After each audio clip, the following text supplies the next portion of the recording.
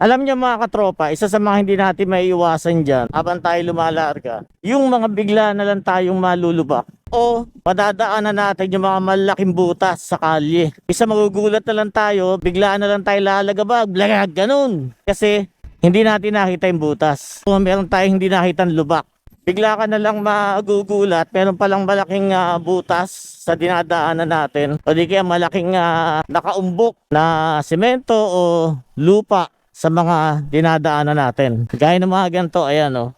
Alam niyo naman, yung mga ganyang malalalim na lubak o humps, malakas po talaga makasira ng shock natin yan mga katropa. Nalubak ka pa ng masyadong malalim mga katropa, mawala ka pa sa balanse niyan, pwede ka pang sumemplang. Depende pa yan sa laki o lalim ng butas na madadaanan ng bigla. Kaya isa yon mga katropa sa share ko sa inyo, paano ba magbigay ng signal o senyales dun sa mga nasa likuran natin. Kung halimbawa tayo man ay nakaiwas dun sa lubak na malalim, yung nasa likuran natin, mabibigyan natin ng pagkakataon para makaiwas dun sa lubak na nalampasan natin. Lalo na pagka nasa ganito tayo na medyo highway, medyo mabilis ang takbo, minsan magugulat ka lang kasi hindi ka na makakaiwas na may lubak pala. Hindi naman kasi lahat ng oras makikita natin yung mga lubak na dadaanan natin di ba? Isa pagkaganyan medyo dikit-dikit, may nauuna sa yung 4-wheel sa unahan, madadaanan niya sa ilalim niya yung lubak. Tapos mabibigla ka na lang, paglampas niya, lubak pala, nagaya ng ganyan. Halimbawa, yung mga manhole na medyo malalim, matindi rin po ang tama sa mga motor natin mga katropa. Medyo rin yun sa mga shock natin, mabigat din po dating nun. Kailangan nakaredy po yung mata natin dito sa dinadaanan natin para makaiwas tayo sa mga lubak. Ayun, gaya nun. Lalo na po minsan, pag medyo matulin tayo, minsan hindi na natin maiwasan yan kung yung lubak na nandyan. Minsan madadaanan na lang po natin yan kasi pag bigla po natin yung inilagan, baka naman mawala po tayo sa baka gumewang po yung ating motor. So, paano nga ba yung tamang senyas mga katropa para ipaalam natin sa nasa likuran natin na may malaking lubak sa kanyang dadaanan? Ilang respeto na rin po doon sa mga tropa nating riders dyan para naman hindi sila madali nung lubak na nadaanan natin. Kumbaga, bibigyan natin sila ng signal para maiwasan nila yung lubak na nadaanan natin. So halimbawa naman sa gilid tayo napadama mga katropa, halimbawa itong butas na to kasi may kalaliman din itong mga ganitong butas di ba? So halimbawa padaan tayo mga katropa, unang-unang gagawin natin dyan ay ibababa natin to paa natin, depende kung saan po nakatutok yung yung lubak. So halimbawa nandito sa kabila o nandito sa kaliwa yung lubak o yung medyo malalim na part na ituturo natin, gagamitin po natin yung ating kaliwang binti. Lalapag lang po natin ng ganyan. Turo lang po natin ng ganyan mga katropa. Ayan Kumbaga habang tumatakbo tayo, madadaanan natin yan na nakaturong ganyan. So nakababa na po yung paa natin ganyan. Ayan. Tapos dadaanan natin ganyan. Yung way na yon mga katropa, doon natin itinuturo na meron pong butas, may lubak dito sa part na to. Yung paa po natin ang gagamitin natin panturo. Kasi kadalasan siyempre yung kamay natin, gamit natin yan dito sa ating manibela. May tuturo nyo yun bilang signal doon sa nasa likuran ninyo. Ba ng paa, tapos turo pong ganyan. Ayan. Yun na yung pinaka magiging signal natin doon po sa nasa likuran natin para maiwasan nila yung butas o yung lubak. So para maiwasan, tuturo po natin ganyan yan. Ito pa. Ayan. Ayan. Kumbaga, yung paa natin yung gagamitin natin mga katropa para maituro natin kung saan part yung lubak na madadaanan natin para hindi na po nila madaanan, para maiwasan na po nung nasa likuran natin. Hindi lang naman po sa mga lubak na gagamit yun mga katropa. Halimbawa, meron tayo nakitang bato na nakaharang po dyan. Pwede rin natin gawin yun. Ibaba din natin yung paa natin, tapos ituro po natin kung nasa banda yung bato para maiwasan. Pagka may mga rides tayo mga katropa, pwede rin po natin gamitin yun. Halimbawa, magkaka-convoy na po tayo ng mga tropa natin sa rides. Nang una, siya po yung magbibigay ng signal para sa mga nasa likuran kung ano yung mga nadadaanan po niya na lubak. Para automatic, yung kasunod po nun, yun din ang gagawin para mabigyan din naman niya ng signal yung nasa likod niya. Para lahat po, habang magkaka-convoy kayo, maiwasan niyo po yung lubak. So gaya po nito mga katropa, ayan may butas dito, ayan, tuturo po natin, ayan. Sa bandang kaliwa naman, ayan, ayan. Ito yung tinuro natin kanina na butas. Medyo may kalaliman talaga siya, no? So yung ginawa natin kanina, tinapat natin yung paa natin kanina para ituro yung butas para maiwasan ng mga paparating na rider. Pag gagawin po natin yon, syempre kailangan mag-ingat din po tayo para yung balanse po natin hindi naman po maging alanganin. Ituro ko naman sa inyo mga katropa kung paano yung dalawa yung lubak. So halimbawa, ayan, tingkabila po yan. Subukan lang natin ganyan, ayan. Tapos sa gilid, ayan. Ito pa, ayan. Para mapakita po natin doon sa nasa likod natin na may lubak na madadaanan. Plus ayan pa mga katropa. Tapos syempre turo, ayan, ganyan. Okay? Basta siguraduhin nyo lang mga katropa na nasa tamang balanse rin po tayo. Dahil baka naman po tayo medyo mawala din sa balanse. Delikado po yung para sa atin. Magagamit naman po natin yon usually pagka may mga rides tayo. Pagka naka-convoy tayo ng mga tropa natin dyan.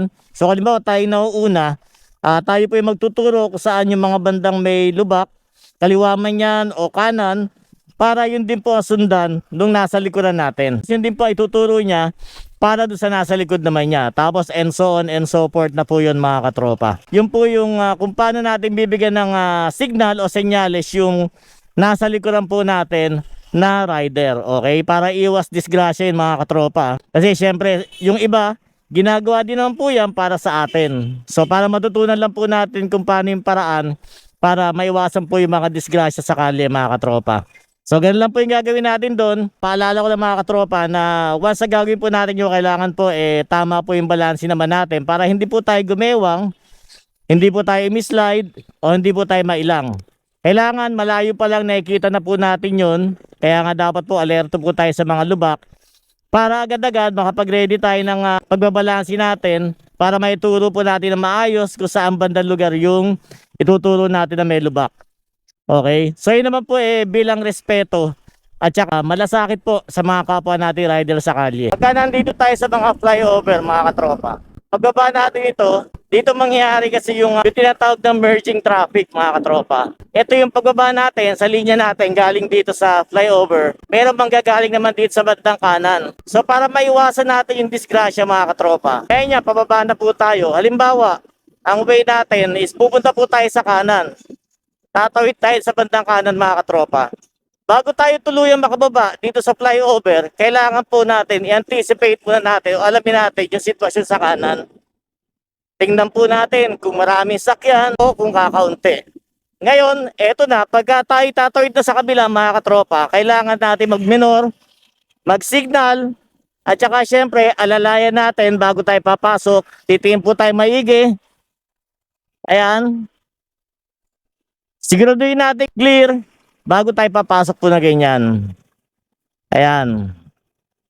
Okay, para safe po yung pagpasok natin dito sa kanan. Kaya kasi makikita natin dito mga katropa, mula doon sa pagbaba, doon sa flyover. Kaya makikita niyo yung flyover na yun, di ba? Pagbaba. Tapos yung mga galing po dito, pagka kayo papunta rito, papasok kayo rito pag gawing kanan. Tapos meron po parating dyan na galing doon sa kabila. Pwede po mangyari yung disgrasya. Gaya po ng isang video na napanood ko mga katropa na galing po doon sa flyover. Tapos bigla po siyang kumanan dito. Yung pala meron parating dito. So nangyari, nagkasapul po sila. Tinamaan po siya nung galing dito sa baba dahil siya ay pakanan. So gagawin natin mga katropa, bago po tayo tuluyang makababa doon sa pinakadulo doon, mula pa lang doon, dapat matanong na po natin yung nandito sa gawing kanan natin. Para matansya po natin kagad kung gaano karaming dumarating na sakyan bago tayo tuluyang tumabi rito. Diyan.